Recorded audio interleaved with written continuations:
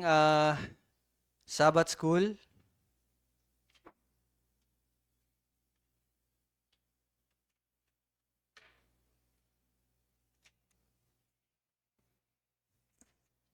I-ready mo yung roleta dyan. Lagay mo na. Sige po, mag-pray muna tayo. Let us pray.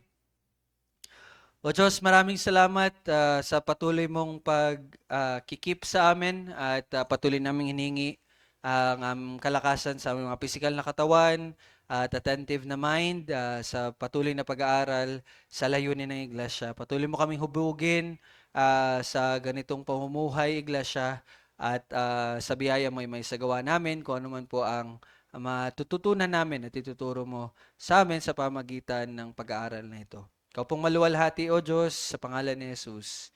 Amen.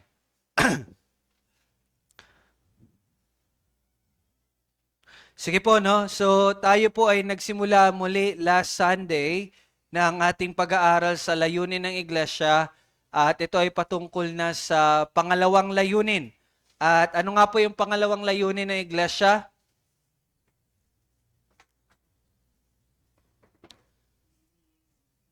Ano po yung pangalawang layunin ng Iglesia? Ang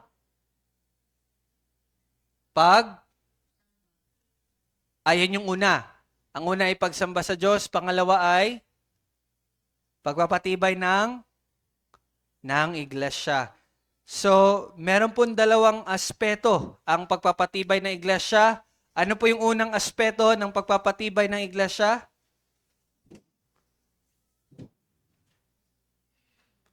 Ano yung una? Last Sunday? Unang aspeto ng pagpapatibay ng Iglesia?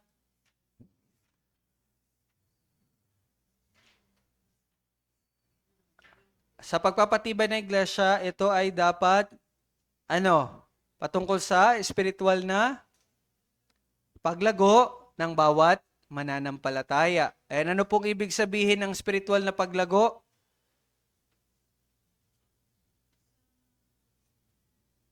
Ano yan? Ano yan, Jill? Spiritual na paglago ay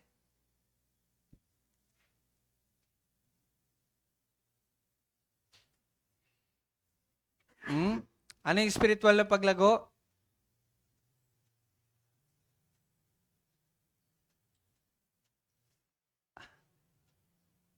Spiritual na paglago ay pagiging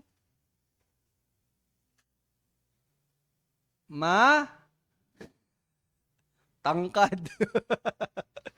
Ano yung spiritual na paglago?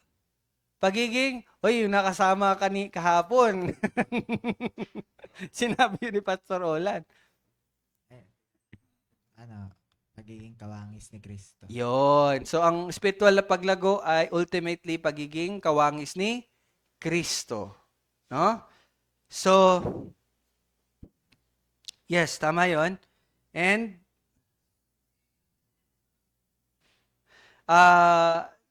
last Sunday, ginamit natin yung Bible verse na Ephesians chapter 4. Pwede po bang buksan natin muli ang Ephesians 4:15-16?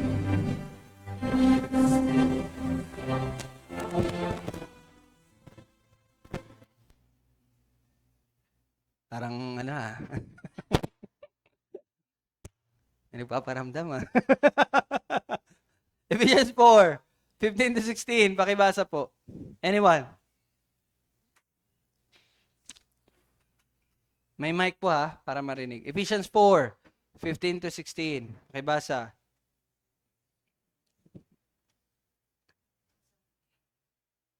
Mic.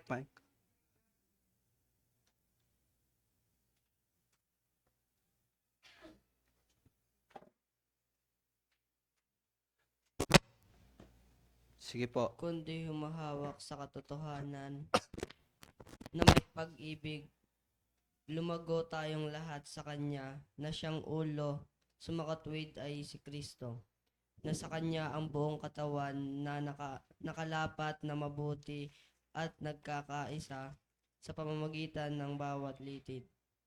Ayon sa paggawa sa sukat ng bawat bahagi, ay nagpapalaki sa katawan tungo sa ikatitibay ng sarili sa pag-ibig. Okay, thank you. Jan. So, ano nga po, may binanggit dyan no, sa um, verse 16. Nasa kanya ang buong katawan na nakalapat na mabuti at nagkakaisa sa pamagitan ng bawat litid. Ano po yung pinapakita dito? Ano yung tatlong mahalagang katotohanan na pinapakita nung parte na yon sa verse 16 na sinasabi, nasa kanya ang buong katawan na nakalapat na mabuti ay nagkakaisa sa pamagitan ng bawat litid. So ano nga po yung tatlong mahalagang katotohanan na pinapakita nito patungkol sa paglago? Ito, spiritual na paglago to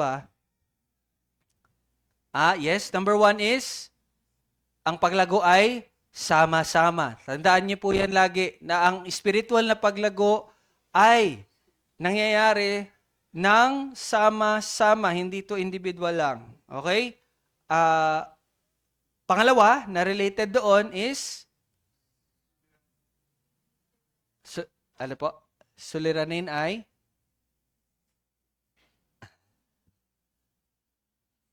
Sige, Jill, ano yun sa'yo?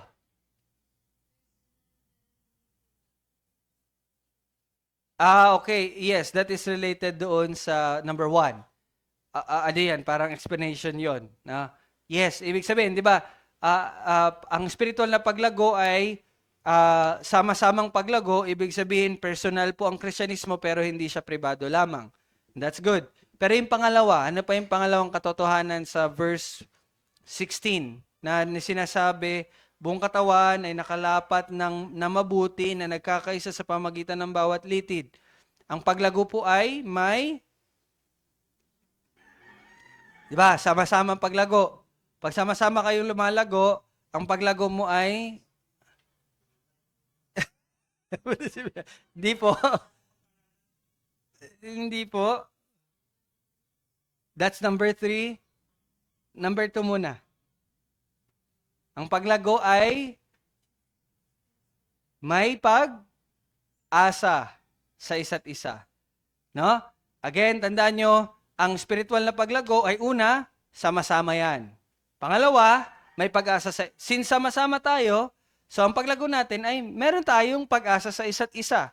Ibig sabihin, alam natin na mahalaga ang bawat kasapi at alam natin na walang silbi at walang sapat sa sarili lamang. But kailangan natin umasa sa isa't isa para sa ating paglago. Hindi lang magsama-sama, bagkus tayo ay maglagay ng ating pag-asa din sa isa't isa. And then pangatlo, sabi ni Jill, maayos na paglago. Ibig sabihin, in order yan. No, hindi yan basta-basta lamang. Hindi yan magulo. Kundi iyan ay maayos dahil si Kristo ang ulo. Siya yung namamahala. Okay? Ngayon, papatuloy natin. Sabi dyan sa verse 16,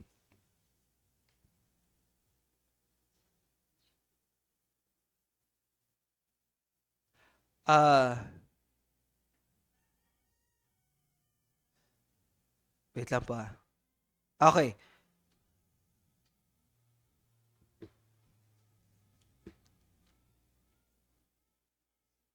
Okay. Sabi dyan is, sa una, sa verse 15, kundi humahawak sa katotohanan na may pag-ibig, and then in verse 16, sinabi din dyan na habang ginagampanan, or dito sa version natin, sa paggawa sa sukat ng bawat bahagi ay nagpapalaki sa katawan tungo sa ikatitibay ng sarili sa pag-ibig. Tingnan niyo po yung pangalawang parte, no? Sabi diyan, ayon, di ba? Sabi sa verse 16, ang kanyang buong katawan ay nakalapat ng mabuti na nagkakaisa sa pamagitan ng bawat litid. Ayon, nagagawa yon saan? Ayon sa paggawa sa sukat ng bawat bahagi, anong epekto? Ay nagpapalaki sa katawan tungo sa ikatitibay ng sarili sa pag-ibig. Ngayon, dito sa parte na to, anong pinapakita nito? Again, patungkol ito sa spiritual na paglago. Ano yung pinapahiwatig nito? Etong part na ito. Anyone, sige, pakinggan ko muna kung paano nyo ito naintindihan? Itong verse na ito. Mahal yan. Pakaya naman. Sige po. Sige, huwag kayong mag-alala. Okay lang na walang magtaas ng kamay at ako na ang magtataas ng inyong kamay. Hindi yung ano. Yung ruleta natin dyan. Meron tayo. Yan. Ayan o. Ayan eh. Ay, hindi pa pala nilagay ni Yana. Pakilagay dito. Dito. Yan, i-drag mo. Yan. Ay, bumalik. Ulitin ko po ang tanong. Ano pong pinapahiwatig nitong parte na ito? Na sabi dyan, ayon sa paggawa sa sukat ng bawat bahagi ay nagpapalaki sa katawan tungo sa ikatitibay sa sarili ng pag-ibig. Pakiano? Puka na lang dito. Okay, tingnan natin kung sinong unang sasagot. Uy, may tunog ba? Dapat daw kasali. Next yan. Last. Isa pa. Ay, si Gab. Sige, Gab. Sige, Gab. Anong ibig sabihin ng verse na yon? Sabi dyan, ayon sa, di ba yung verse 16? Tingnan yung verse 16, ha? Nasa kanya ang buong katawan na nakalapat na mabuti at nagkakaisa sa pamagitan ng bawat litid. Ayon sa paggawa sa sukat ng bawat bahagi ay nagpapalaki sa katawan tungo sa ikatitibay ng sarili sa pag-ibig. Anong pinapahiwatig nito? So, si Gab po unang sasagot. Makinig tayo ng dalawang sunod kay Gab, ipakita natin para, ay wag na lang pala muna, baka hindi sila makinig kay Gab. Baka maganda na, hindi makinig eh. Mike, ayun sa likod. Paabot po yung mic. Ayan. Anong pahiwatig nung second part na yun sa verse 16?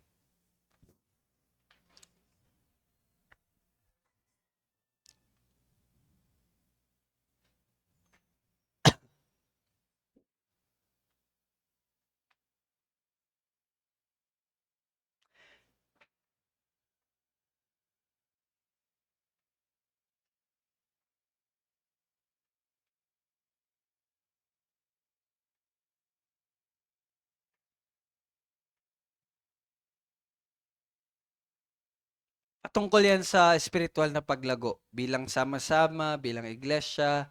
So, anong pinapahiwatig niyan?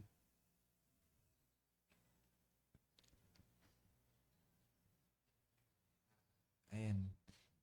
Yung bawat isa may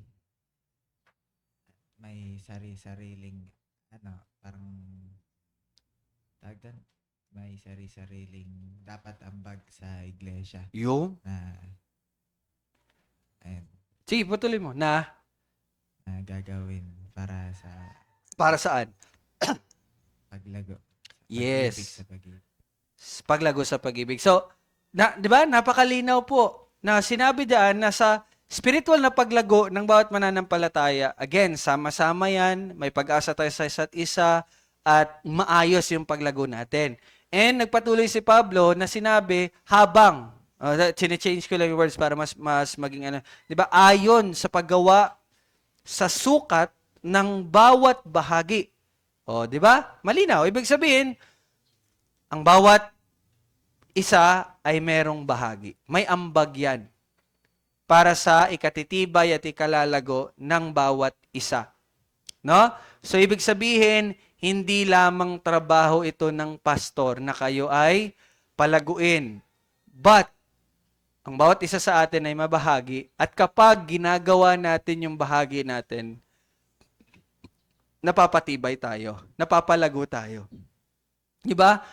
Kaya in the same way, kung ikaw, matigas ang ulo mo, diba?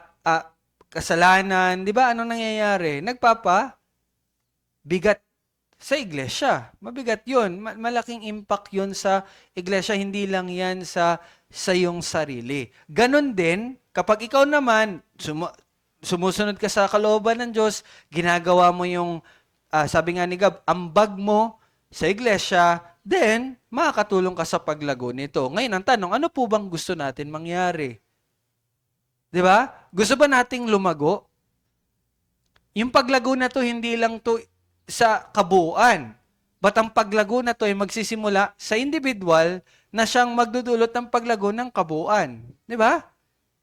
Now, ang tanong, ano bang desire natin? Have we desired na lumago ang bawat isa, lumago tayo? Or gusto lang natin na ganito na lang tayo palagi? Di ba?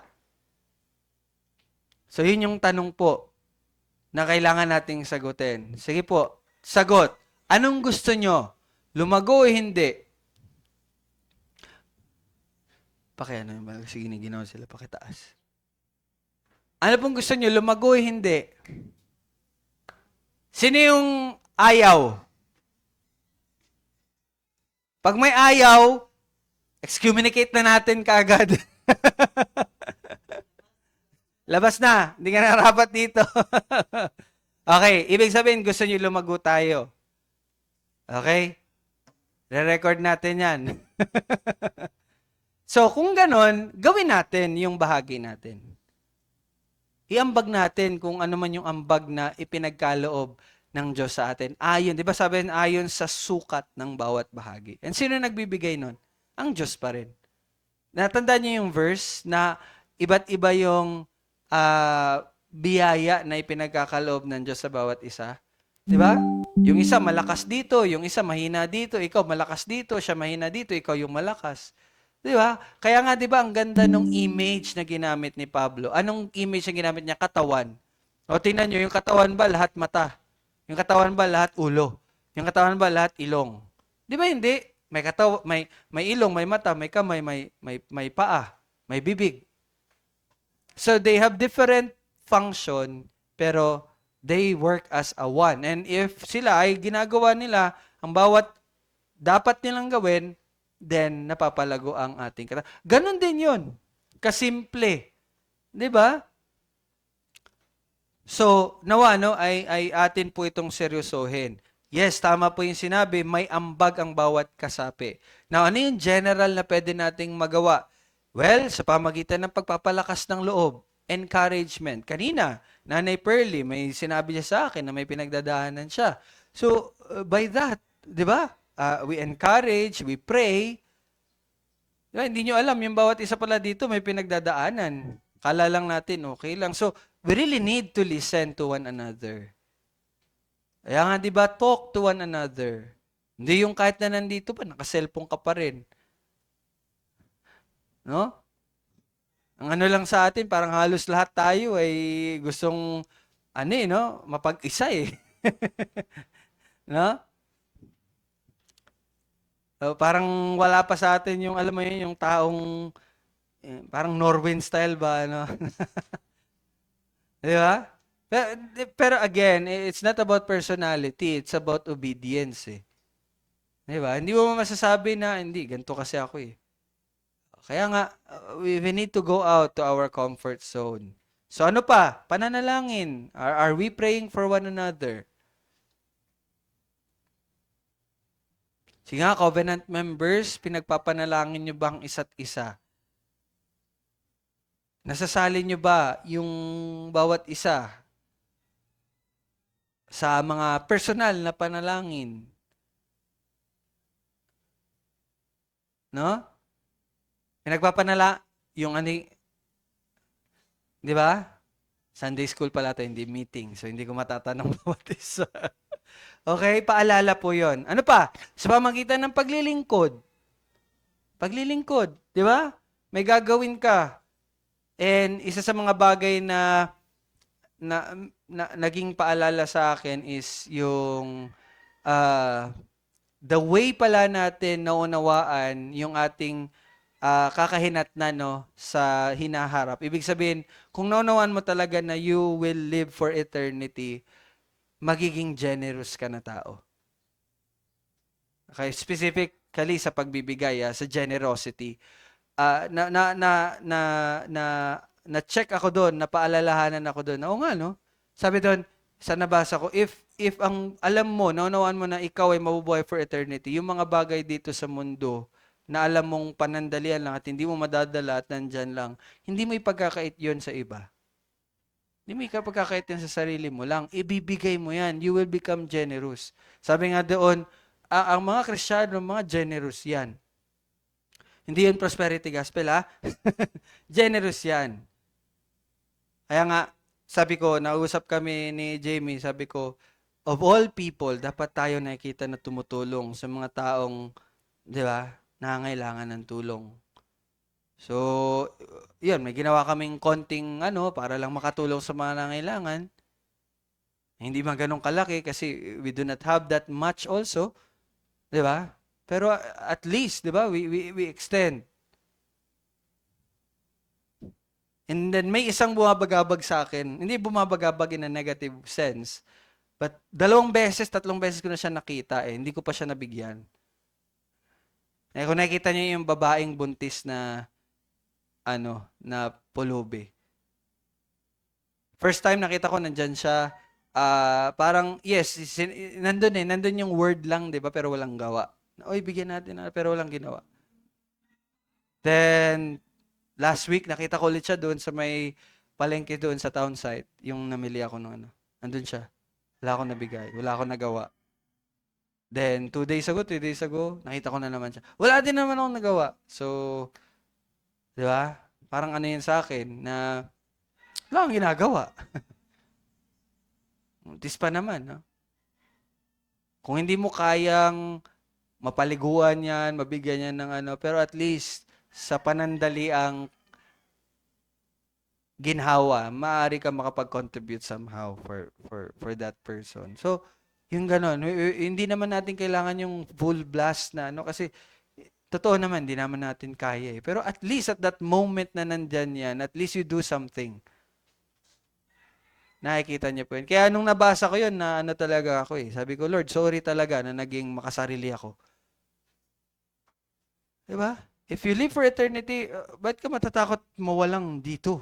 Parang ganon, di ba? Ba't ka matatakot na maubusan ka? Ba't ka matatakot na mawalan ka? Bakit matatakot ka na hindi mo ma-enjoy yung kinita mo dahil binigay mo sa iba? Di ba?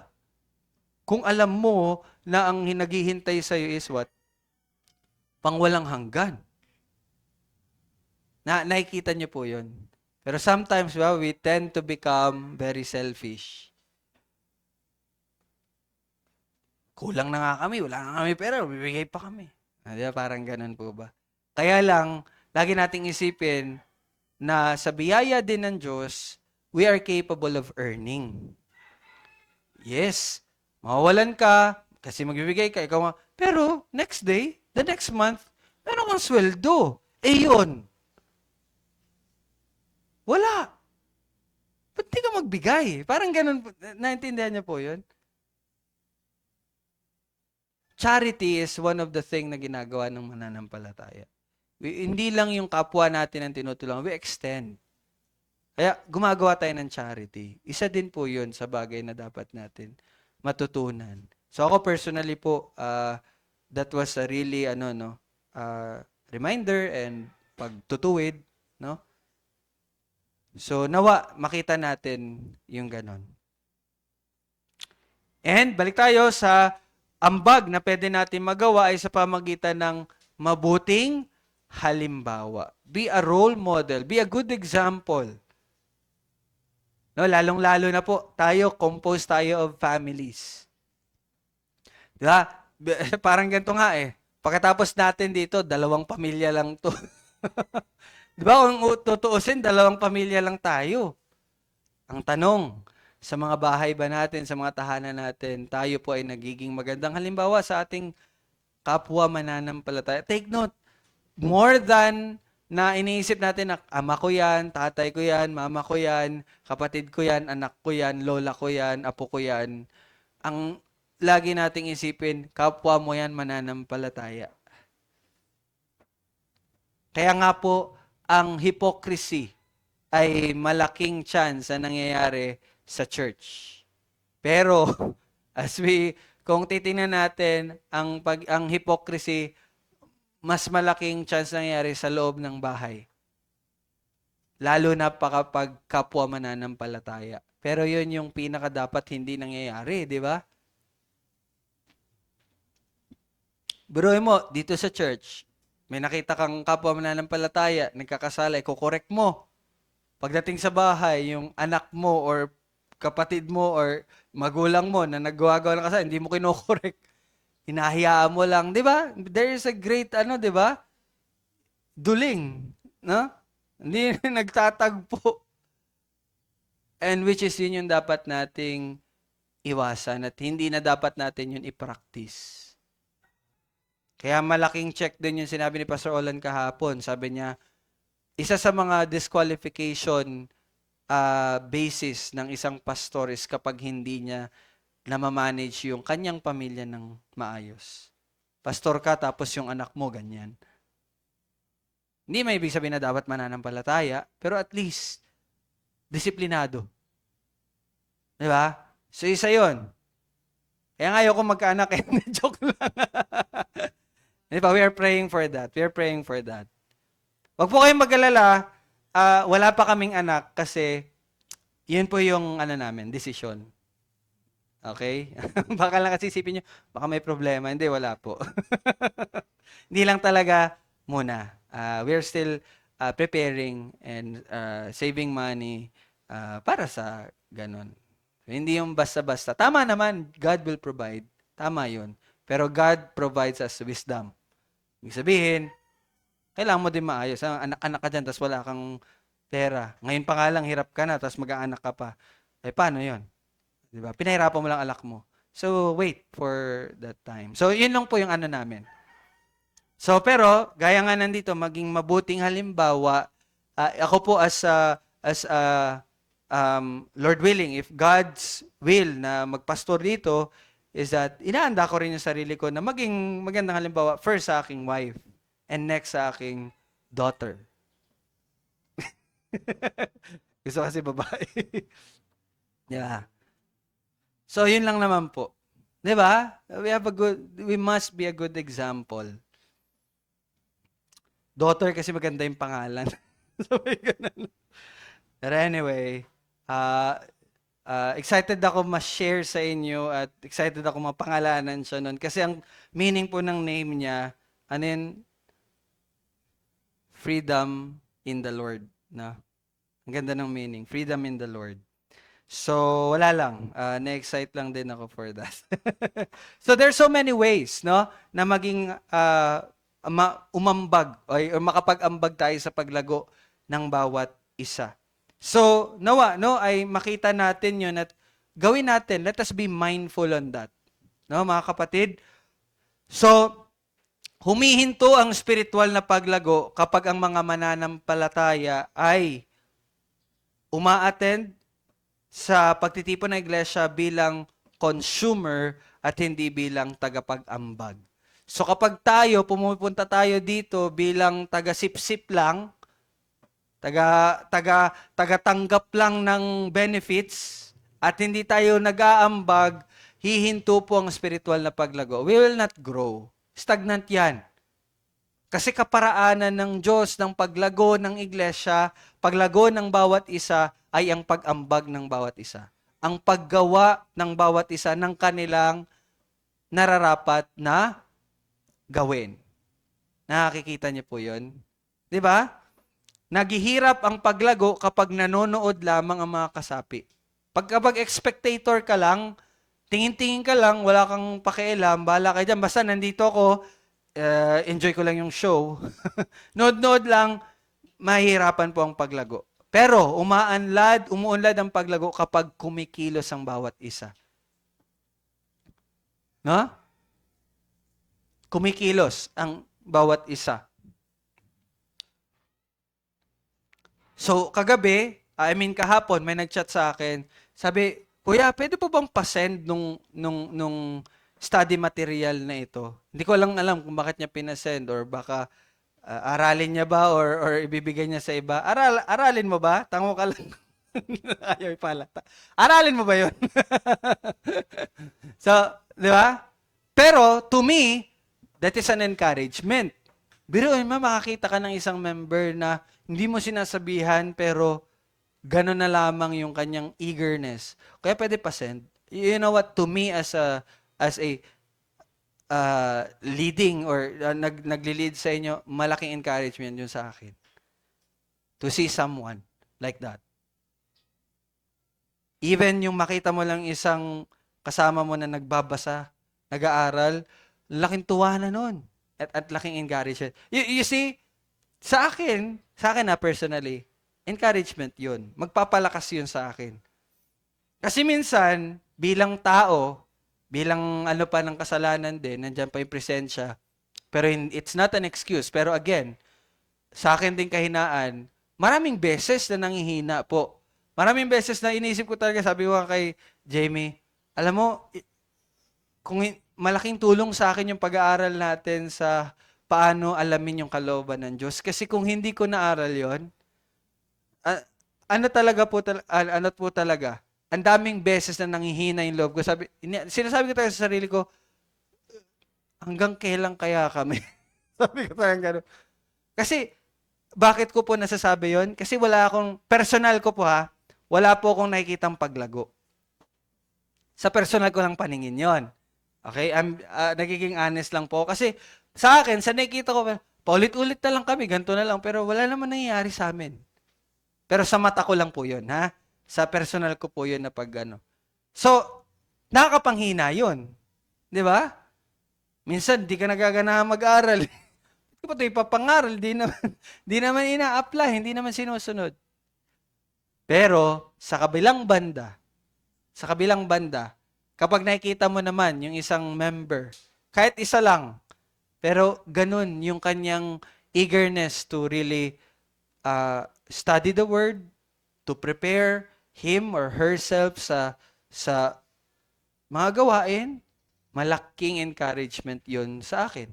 Kaya ngayon iniisip ko, nakakatulong siya sa pag-iisip ba na pag nag-aaral, iniisip mo, merong susunod dito. May mga naghihintay na makinig ng salita ng Diyos upang sundin.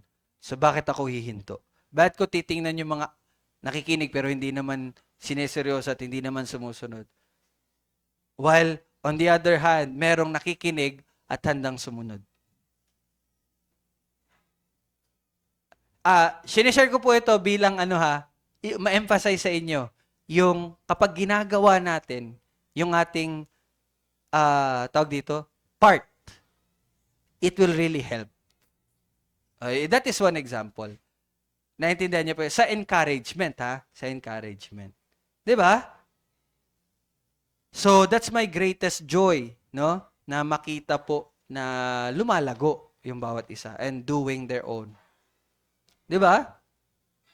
So, sa tingin ko ganun din naman po kayo, 'di ba?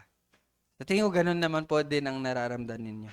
So, let us discuss, ano ang practical na paraan kung paano pinatitibay ng karaniwang kasapi ng iglesyang isa't isa? So, nagbigay po ako ng general example.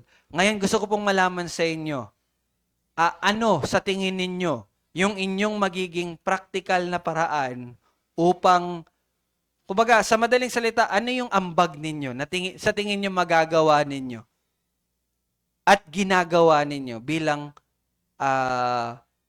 pagtulong sa paglago po ng bawat isa. Okay? Malinaw po yung tanong? Ano yung ginagawa ninyo at ano yung sa tingin nyo dapat maari nyo pang gawin bilang ambag ninyo sa paglago ng iglesia? Sige po, unang sasagot. Unang sasagot, pakiclick lang.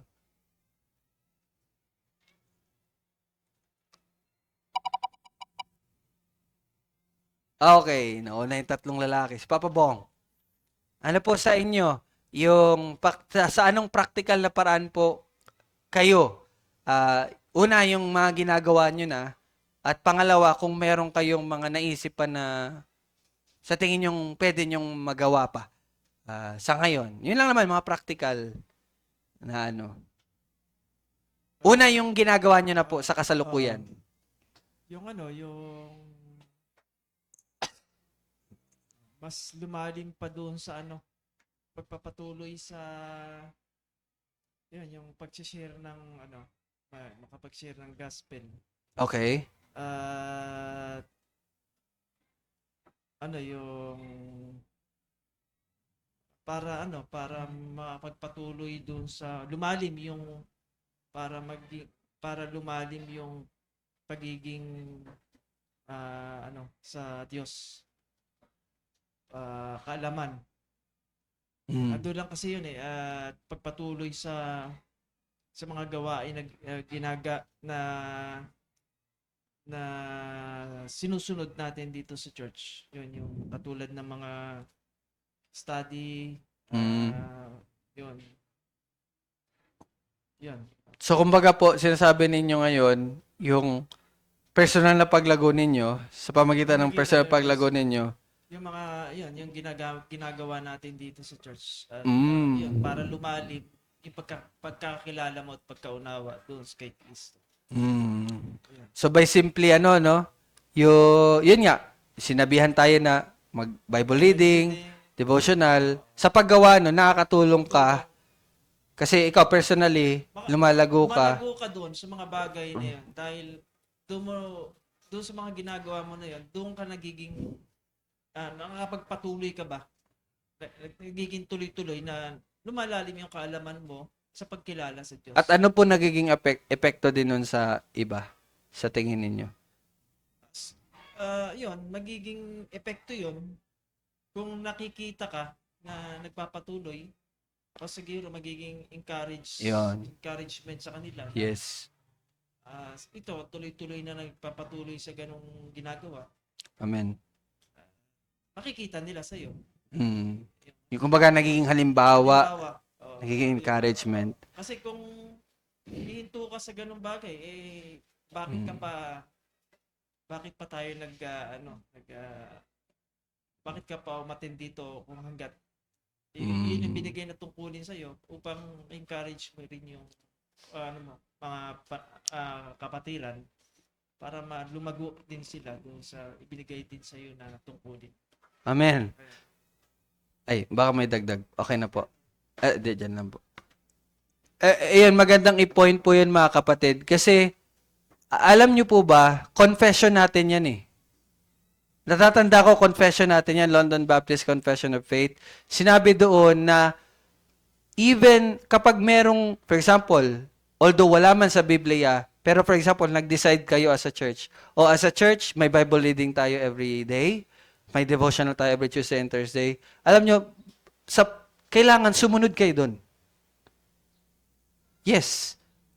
Hindi yun option. Kapag nag-decide kayo as a church, hindi yun option. Gagawin nyo yun. And by simply doing, sabi nga ni Papa Bong, by simply doing your part, sinusunod mo yun yung tukulin na iniatas sa inyo bilang miyembro ng iglesia, may tulong yun. Malaking ambag nun sa paglago. Kaya maganda po na na-point out yun. Kaya, hindi ko man ito matanong kasi hindi to meeting, Sunday school to, kumusta po yung Bible reading ninyo? Diba? Kumusta yung devotionals ninyo? Ito lang po, hindi ko po pinagmamalaki yung sarili ko. It's only by grace, pero gusto ko lang ipakita na it's possible. Mind you po mga kapatid, I am preparing 2 sermons every Sunday. Alam niyo po gaano kabigat yon? Sobrang bigat po nun. I have to read many, many pages of articles and commentaries po. And books. Kailangan ko magbasa. Kaya nga sumasakit na po yung mata ko. Pero aside from that, hindi ko po binabaliwala yung Bible reading. My wife knows that. Hinahabol ko po talaga kung hindi man ako makapagbasa araw-araw. Hinahabol ko po yan every week. And also yung devotional. Although siya na po yung nagtatranslate, pero binabasa ko pa rin po yun. And mind you, may binabasa din po ako na own devotional ko po. Yung table talk. So, and also po, nagtatrabaho po ako 9 hours every day. So, kung sasabihin niyo po walang oras, and by the way, nagsishare din po ako ng gospel. Hindi man every afternoon. Hindi na po naging every afternoon kasi nga may pine-prepare po tayo, pero nagagawa. So, kung sasabihin po natin walang oras, sasabihin ko po sa inyo may oras. Kaya.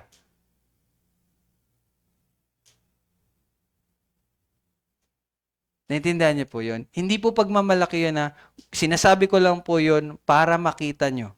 Kung isusumbat nyo sa amin, sa akin, na wala kang oras, pagod ka sa trabaho, mind you, pareho tayo. Pareho po tayo.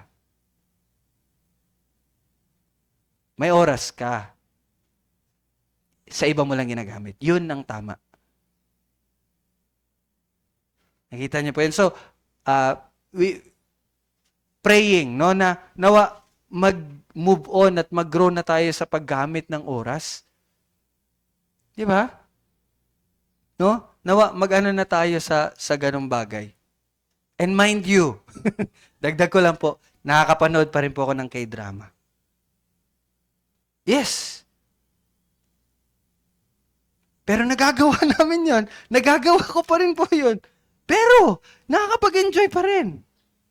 So, may oras.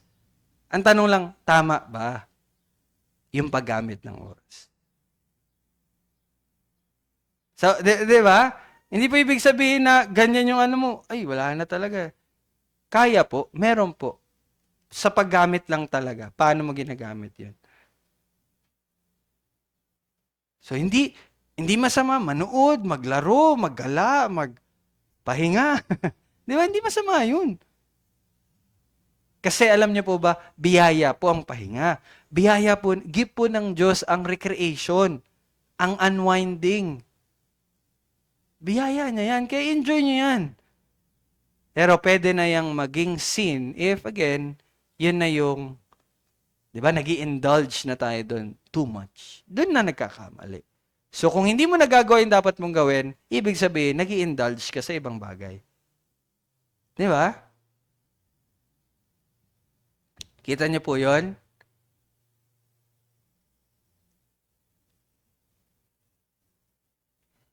Okay? Malinaw po ba? O, next. Isa pa. Sige. Si Lola Lita. Joke lang, Lola. Gab, pakiabot, Gab. Bali, ang tanong po, Lola, sa ngayon, ano po yung ginagawa mo na sa tingin mo ay ambag mo sa pagtulong at paglago ng bawat isa?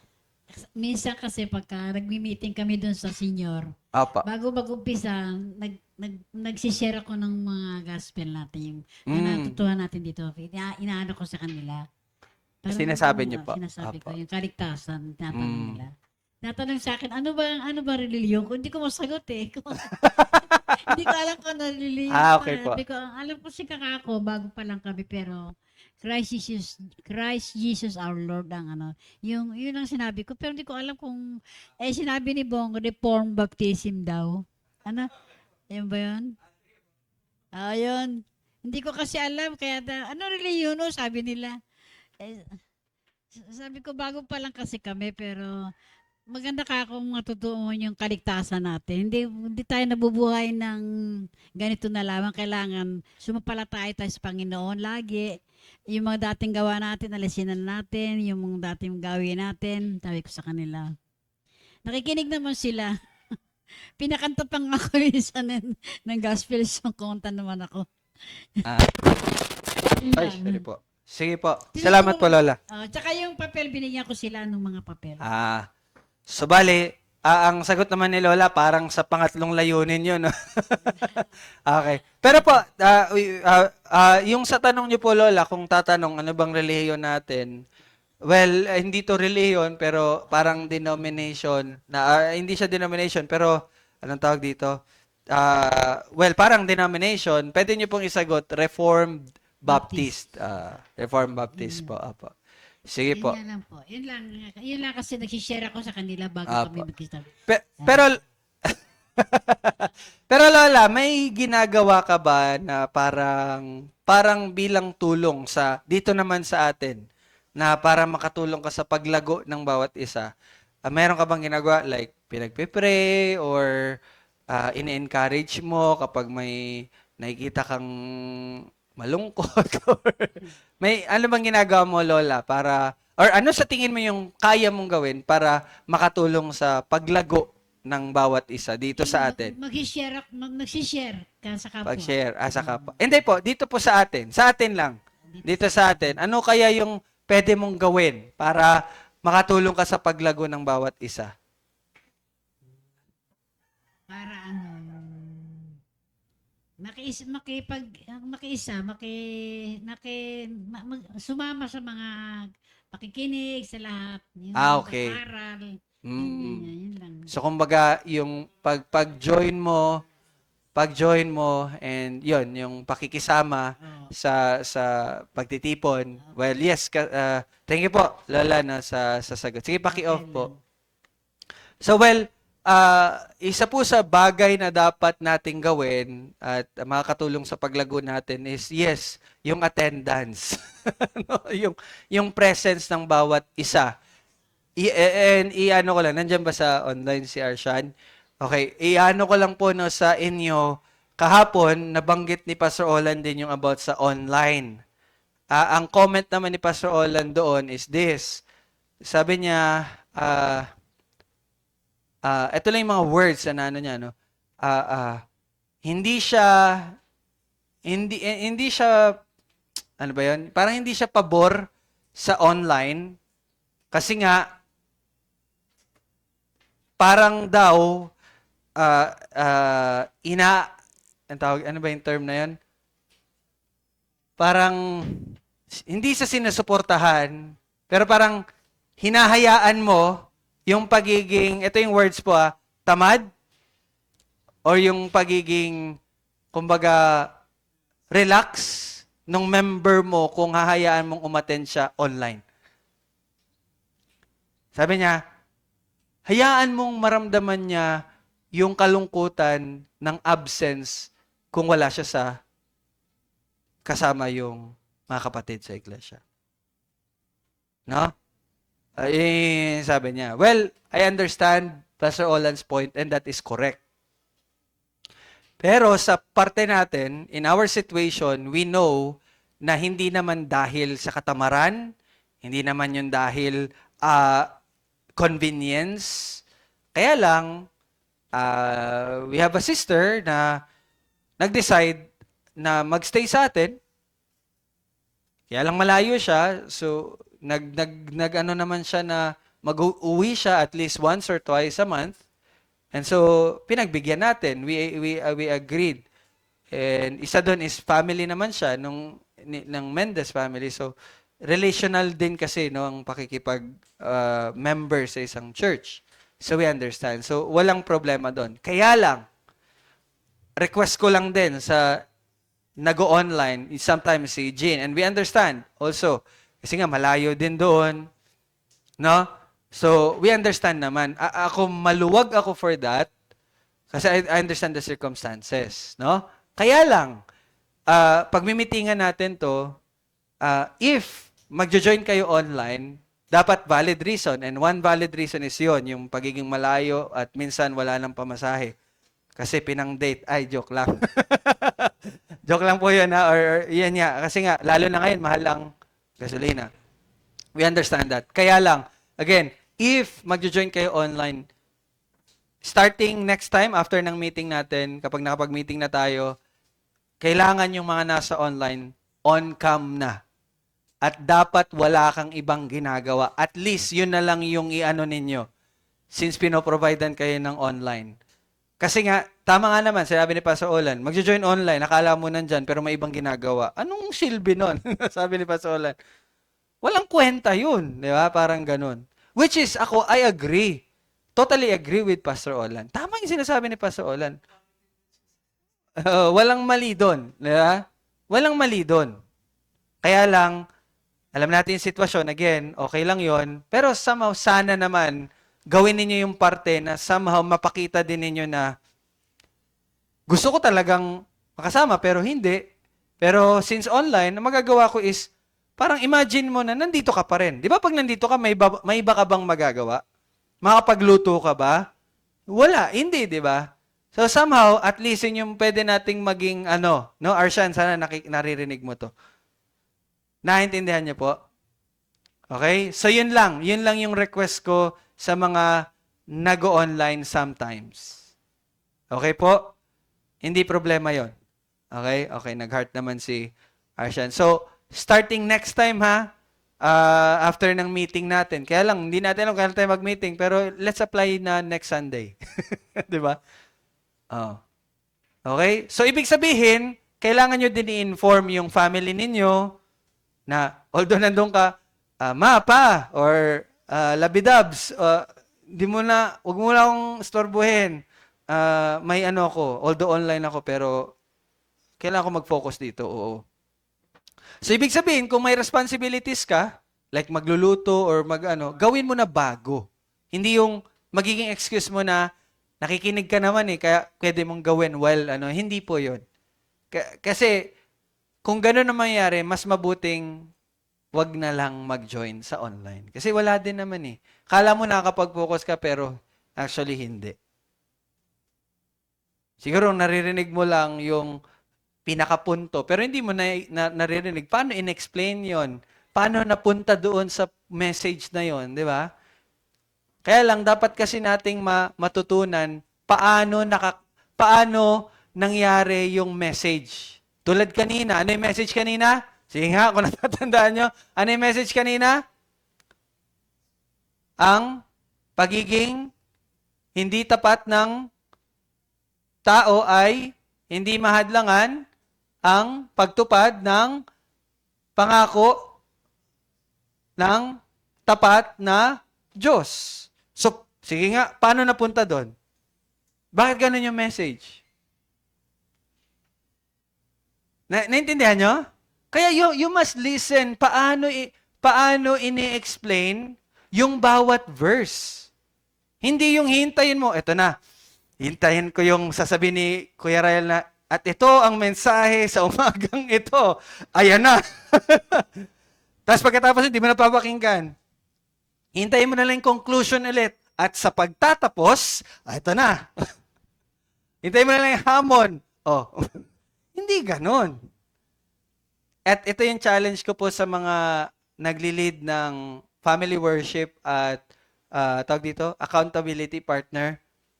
You must explain bawat verse. Hindi po hindi yung parang magpipreach kayo ulit. Parang i-explain nyo paano napunta doon sa message na yun. Oh.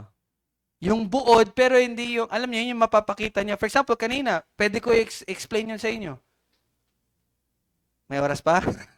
O example, di ba kanina, anong text natin? Genesis 12, 10 to 20. Ano nangyari doon? Famine, pumunta si Abraham sa Egypt, then takot siya, kaya sinabihan niya si Sarah na magkapatid tayo, and kinuha si Sarah bilang asawa, at yun yung pwedeng maging dahilan para hindi matupad yung pangako ng Diyos sa kaligtasan natin. Pero may ginawa ang Diyos, pinarusahan niya yung paraon, and then naligtas si Sarai. So anong message nun? Doon napakita na yung sa hindi katapatan ni Abraham, hindi yun magiging hadlang para matupad ng Diyos yung kanyang pangako dahil tapat ang Diyos. So you see, by that, na-explain ko yung verse, yung nangyari, napakita ko din yung message, saan nagmula yun. Ganun dapat. At ganun din kayo dapat personal na mag-aral ng salita. You see, ang pinapakita po sa inyo is example, paano aralin ang salita. So, nawa, kapag nakikinig kayo ng preaching, pakinggan nyo paano nangyari yon. You see? Para next time, sa mga anak ninyo, matuturo nyo. Di ba?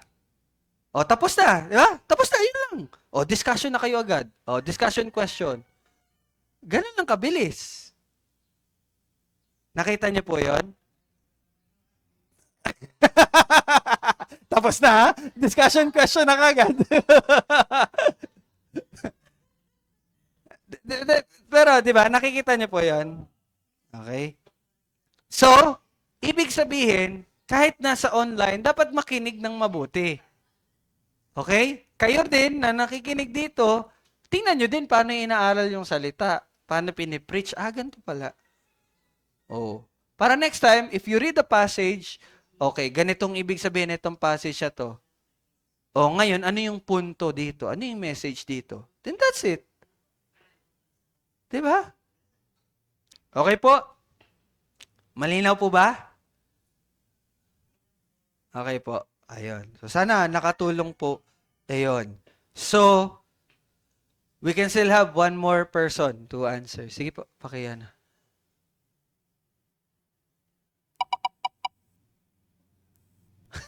Tita Susan. Unang parte ng tanong, ano yung currently, yung kasalukuyang ginagawa mo na yung ano mo talaga na bilang tulong sa ano. Kung wala, ano sa tingin mo yung dapat mo nang gawin at magagawa mo para maging tulong sa paglago ng bawat isa? Mike po, para marinig ni Arshad.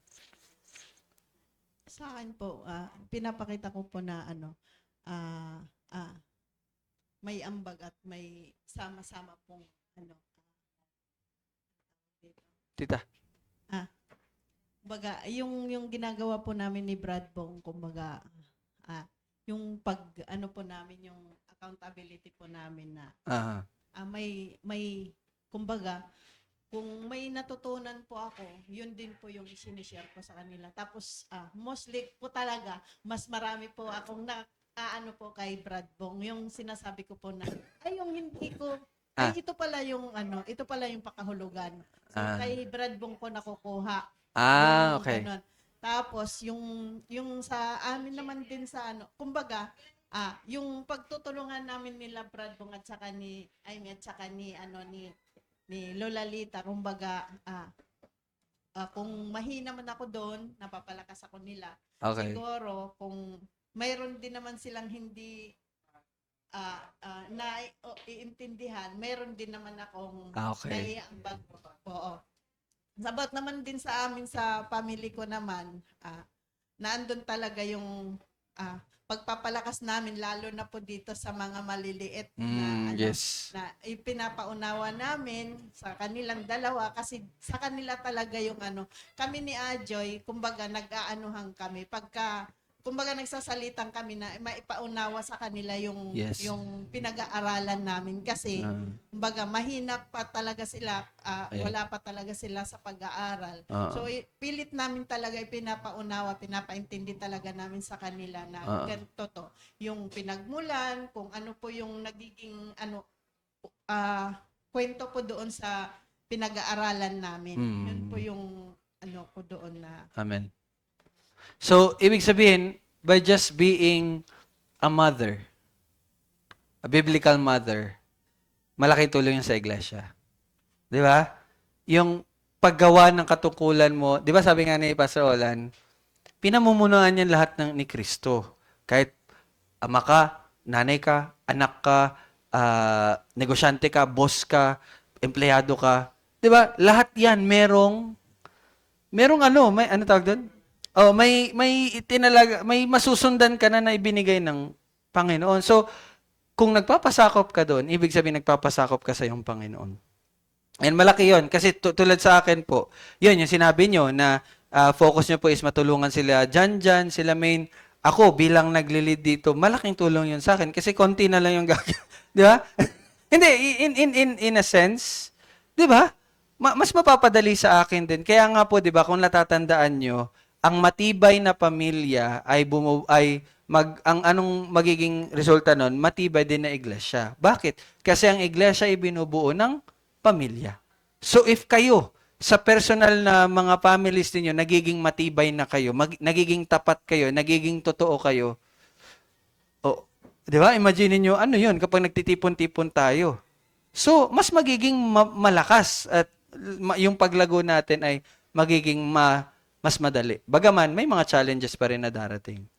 So, by just being simply a mother, a father, a daughter, a son, di ba? Na ayon sa Biblia, malaking tulong po yun sa paglago ng iglesia.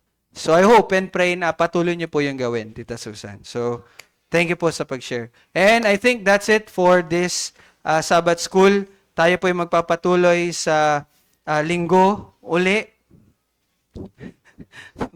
Ang haba pa pala. Wow. Okay, baka mga isang buwan pa yung chapter 7. So, pero although dahan-dahan lang po tayo, pero mas maging malaking tulong ito na mas maunawaan, tumatak sa atin. Ako po personally, ang laking tulong sa akin. Una, Again, yung pagsamba sa Diyos, nandyan yung pagiging tapat, yung personal na pagsamba sa... Di ba? Ako personally, malaking tulong sa akin. Nawa, ganun din po sa inyo. Pangalawa, although hindi pa natin diniscuss yung pangatlo, yung pag-ebanghelyo, pero isinasagawa na natin. Di ba? So, ibig sabihin, although dahan-dahan, pero bawat isa sa atin, somehow, nasisigurado natin na nakakasabay lahat. No? At yung application din natin. So later po, magbi-meeting tayo about sa evangelism po pala, no? Medyo iibahin na natin yung ating ginagawa patungkol doon. So, ani natin yung mamaya. Pero for now, we will have our lunch. So we pray as closing at pipray ko na rin po yung food. O Diyos, maraming salamat po sa iyong biyaya ng pag-aaral namin ngayon. Patuloy na pagpapalihin, bigay linaw sa layunin namin bilang iglesia, bilang mananampalataya, at yun ay yung pagpapalakas ng iglesia. Specifically the local church kung saan po kami, saan mo kami inilagay. Patuloy namin pinagpapanalangin ang pagiging mapagmahal ng bawat isa sa isa't isa, na gawin namin ang iyong iniatas at ibinigay sa amin na kaloob upang mapatuloy na pagtibayan at palaguin ng lokal na iglesia dito sa His community. Sa biyaya mo, Panginoon, ang lahat ng ito. At maraming salamat po, Panginoon, sa iyong katapatan, even sa patuloy na pagbibigay sa amin ng aming pangangailangan sa araw-araw. Even with this food na aming pong pagsasalu-saluhan, patuloy po kami nagagalak at napupuno ang aming mga puso ng kasayahan dahil po ito ay galing sa iyo. Purihin ka, Panginoon, at ikaw lamang ang nararapat nito. Sa pangalan ni Jesus. Amen.